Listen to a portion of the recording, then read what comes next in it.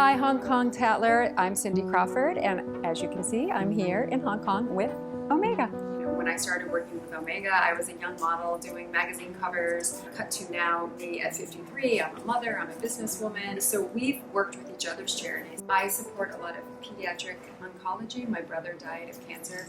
So different times where I need help raise money, Omega will donate a watch or they'll buy a table and help support my causes.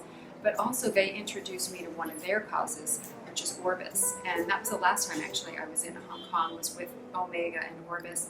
And Orbis is an organization that provides eye care for places where people don't have access. So a simple thing that in the United States or here in Hong Kong would get dealt with right away. We went to Peru and some of these kids had strabismus, which is cross-eyed, and their family don't have money and there's no doctors that know how to do the surgery.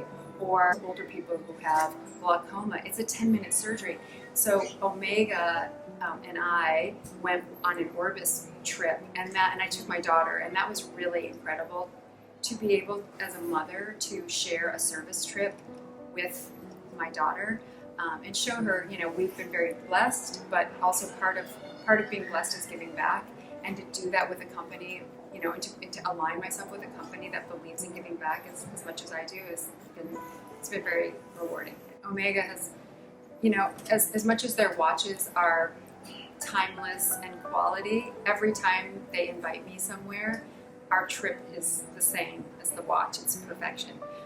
So while we were in Portugal, we did a store opening and we had a nice cocktail party, but we also got to see Lisbon and some of the surrounding areas. And I think I appreciate travel. The older I get, the more I appreciate going new places. I don't take it for granted anymore. I have to say the Constellation.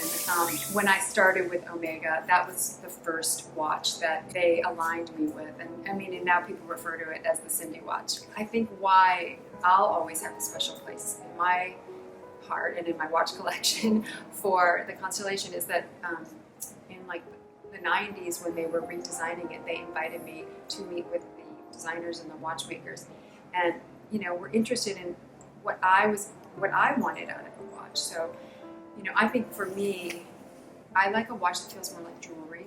So it's sleek, it's easy to wear, you can layer it, you can go from day to night, it's very feminine.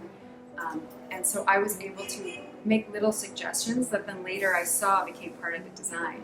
And then now it's kind of full circle because today we're here for the Constellation Manhattan, which is like another redesign, but was still maintaining kind of the classic elements of Omega, but keeping it relevant for women today.